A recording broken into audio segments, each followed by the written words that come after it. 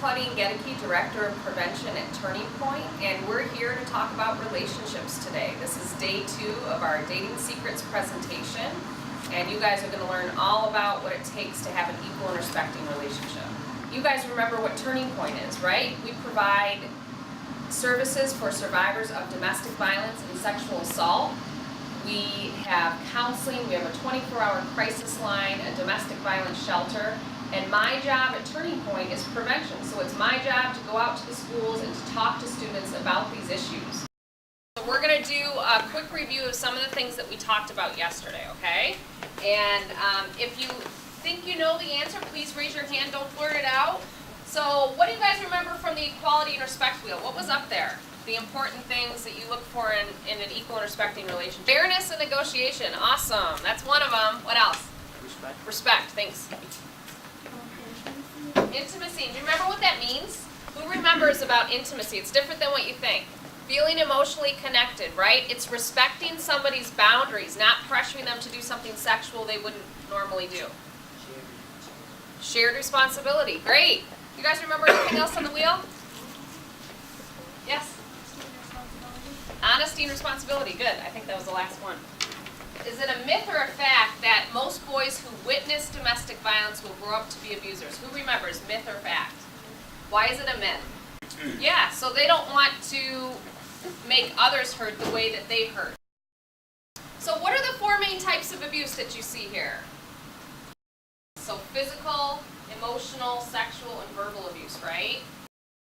All relationships that have dating violence in them contain emotional or verbal abuse, right? This is a huge part of the abuse that's going on.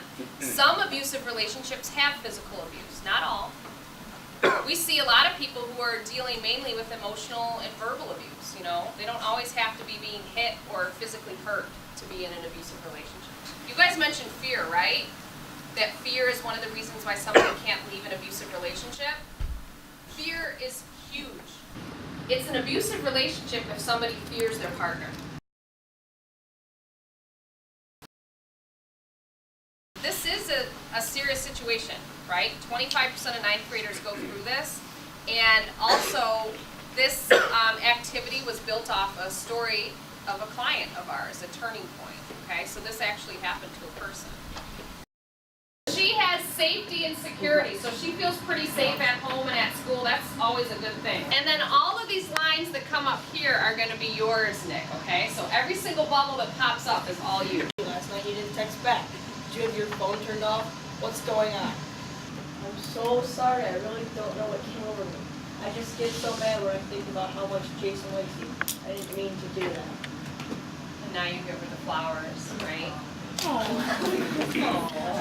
There's times like this in an abusive relationship where, you know, the abusive person seems like they're fine. You know, they're cool, they're being calm, they're having fun, they're wanting to hang out with friends.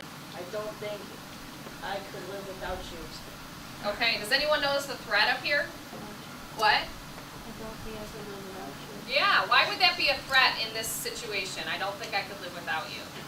What do you think? Yeah, maybe he could kill himself. And at the very least, he's pressuring her. He's trying to control her and keep her there. So if she thinks about leaving, you think she's going to remember this? Yeah. Definitely. And she might be afraid of what he does.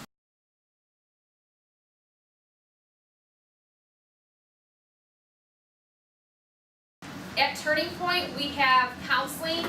All of our services are absolutely free. If you're 14 or older, you can actually come into counseling without parental consent for 12 sessions. So there's always that option because a person just may not be ready to talk to a parent about what's going on.